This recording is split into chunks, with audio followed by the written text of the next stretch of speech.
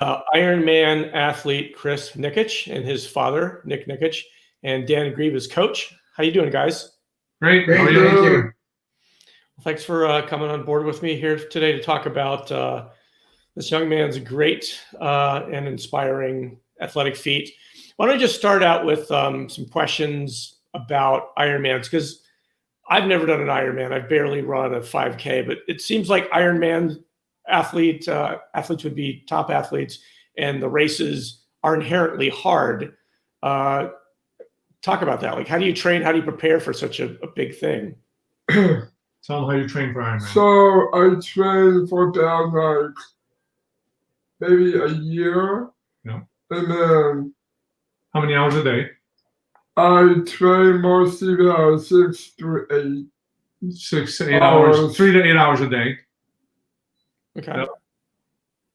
And for a year. Now, obviously, you have to have a positive attitude and a lot of commitment to be able to just get ready for the race. Talk about the things that go through Chris's mind, and also, you guys as essentially coaches and mentors to him.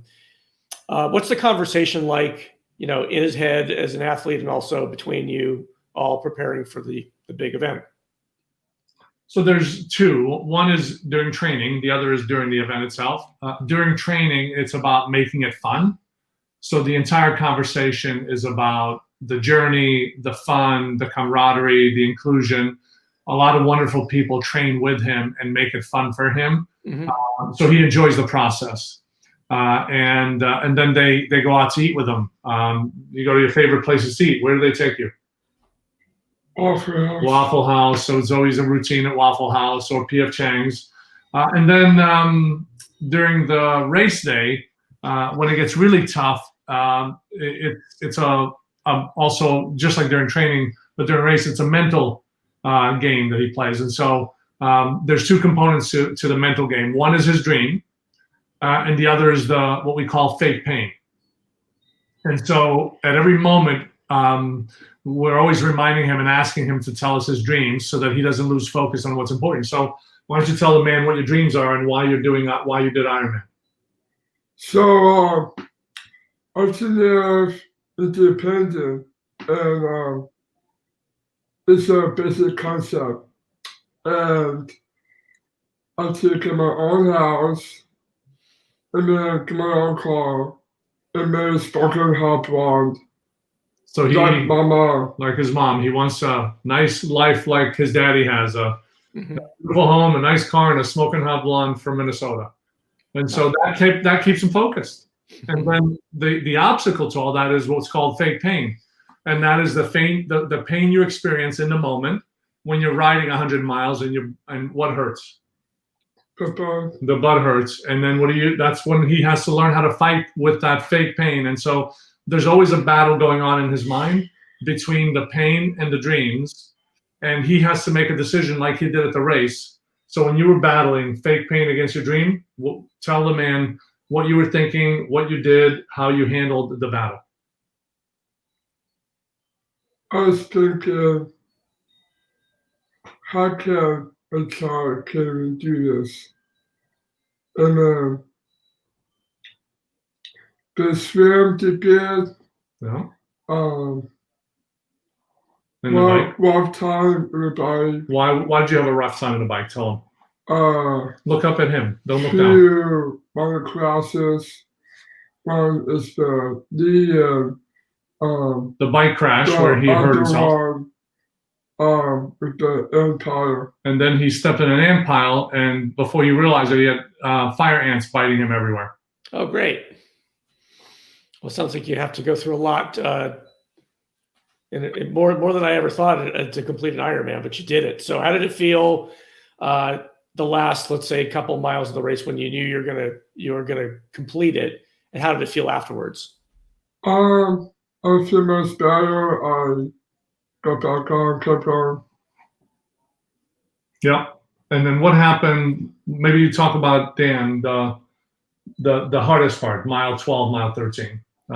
What was going on? Yeah. So, one of the when you train for an Ironman event, you don't train for 3 elements. You don't train for a swim, bike, and a run. You swim for a swim, a bike, a run, nutrition, and a 5th element that you only normally find out about on the day of the race. High waves, crazy wind, a malfunction in your bicycle, a crash, stepping in fire ants. There's all these other things. So the race involves those other things. And usually what happens is there's a cascading effect of something that happens that then starts cascading and knocking down other things. So I think we got a little behind on our nutrition once he stepped in the fire ants, because we had just passed an aid station, so we just got a refill of water, and we had to use every bit of water that we had to get the fire ants off of him, and I had them on me as well to get him off of us, get him new socks and cleaned up, and get him back out there. So we missed probably 12 miles, maybe 40 minutes of no nutrition, no liquids. And then that started to cascade, and on 13 miles into the run, I think he started to feel a cramp come on and hit what we call the wall. And at that point, there was a real mental battle he had to win, and Nick had to step in and help us out. Well, we had a nice discussion about what was happening. He was struggling, and he needed a personal win. And so we helped him for about 5 minutes, really get his mind straight, help him get a personal win. We gave him a few minutes to just walk it off, and I chatted with him. And I reminded him, Chris, this is what we talked about. It's your dreams and your fake pain. One is going to win. You have to decide which one you want to win. And he looked at me, and I looked at Dan. I said, hey, Dan, this is it. All right? I'm leaving for the next 13 miles. I'm going to trust you to bring my son home. And you promised me you'd help him do an Ironman, and that's where Dan and the other angels took over. And I left, and I went to the finish line, and I knew that was still 3 hours away. Yeah, I mean, he says it as if it was so easy and smooth like that. We actually disagreed with what we were doing, and I had to take a back seat because, I mean, he is Nick's father. He does know him better than I do, and in this case, he was right. So, I mean, I'm glad I didn't fight too hard, because I would have just been proven wrong on National Media Day. And so I relented. But what he said was not, I just trust you. He actually said to me, with the other participants that were helping me, God sent angels be with my son, and I'm going to trust his angels.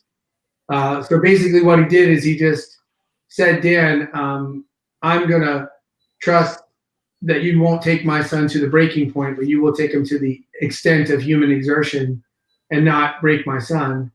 And that just added a ton of pressure to me, but was also one of the greatest honors of my life. He handed me his son at his most vulnerable I've seen him in the year that I've been training with him.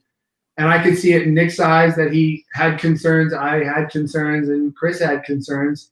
And he left and trusted me to do it. That was by far the most impactful thing that has ever happened to me during an Ironman race. Good deal. So it seems like Chris is pretty inspirational on his own. I always ask, I get to interview a lot of athletes, and I always ask them, who did you watch growing up? Who did you kind of want to be like?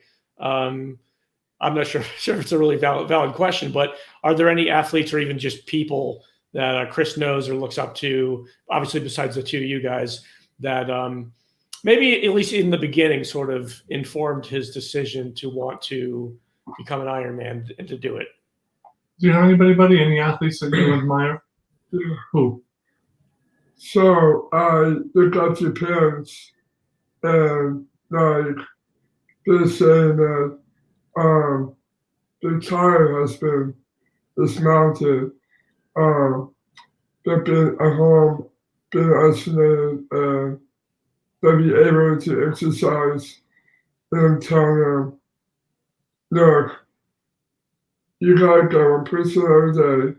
You have to work hard, do it with a smile, and remember, running is the most important thing, because we're a minute away, and I'm gonna need y'all to Ironman. Cool. And so then I can trust their parents.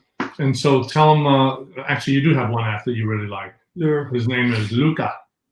What do you think of Luca?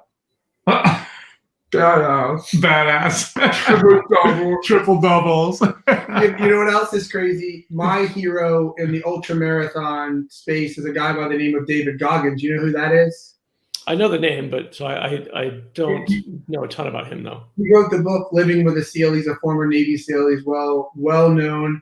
He has a philosophy called stay hard, just keep working, make it happen. And through this whole journey, it's always been about Chris. I've been there to support him, and I have not been jealous of any attention Chris has gotten.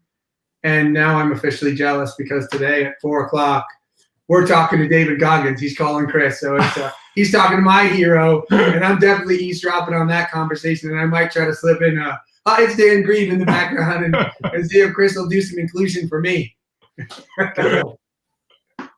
All right, guys. Well, it's been great talking to you. Thanks. I appreciate it. Thank you. Thank you, Andy. Have a great day. Yep.